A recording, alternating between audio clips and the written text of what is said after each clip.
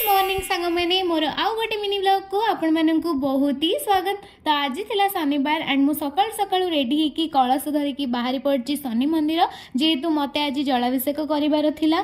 मु आउ कुइना आमे दिजन जाक जाइथिलु एंड आज बहुत खरा हेतिला। मंदिर रे पहुंची के सीधा आमे नई को चललु जेहेतु नई रु ही पानी आनियार थिला एंड ता सहित एठी आपण माने देखि पारथबे केते भीड़ होईची। नई को जिबा बाटटा ना बहुत खतरनाक थिला, खाली गोड़ खसुतिला बट जेमती जा करिकी फाइनली मु पानी आनली एंड मु एबे पानी नहीं कि जाउची मंदिर को। जेहेतु जिबा आसीबा करबाटा बहुत असुविधा थिला सेति पई मु बस 3 थर ही जाईकी पानी आनी पारली। आ एठी आपण माने देखि पड़थिबे अलगा लोक माने भी केते कष्ट रे जिबा आसे करछन। ई रोड पई जिबा आसीबा भीतर मु तो 2 थर पक्का पक्की पोडू पोडू बंचीची। जहा जेमती करिकी मु फाइनली प्रभु को ऊपर पानी ढालली एंड मते बहुत ही खुशी लागिला। मु दीप जाली की दर्शन करके घर को पळे आस्तिली। सेही दिन ही इवनिंग रे मु मो पीस घर को जाइतली तो सेठी तांको घर पाखा पाखी जो शनि मंदिर थिला तो सेठी जाइकी मु आउ थरे प्रभु को दर्शन कली एंड एठी आपण माने देखि पारथुवे शनि देव को कित्ते सुंदर भाବରେ सजा हेची। पूर्णाहुति सरला परे आमे जाइकी प्रसाद पाई नै दिलु जोटा कि बहुत ही टेस्टी थिला। तो मु आ मिता नाना आमे 2 जण मिसी के एठी खाइ नेलु।